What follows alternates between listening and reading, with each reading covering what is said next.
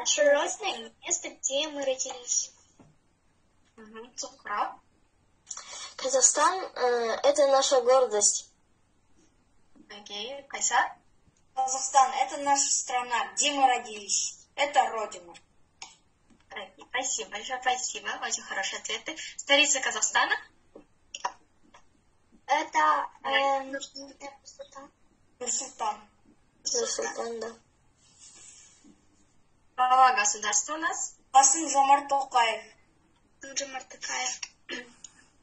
Президент, правильно?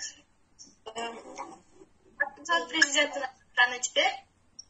Касым-Жомарт Касым-Жомарт Токаев. Какой язык является у нас государственным? Казахский. Хорошо. Какая у нас песня исполняется история?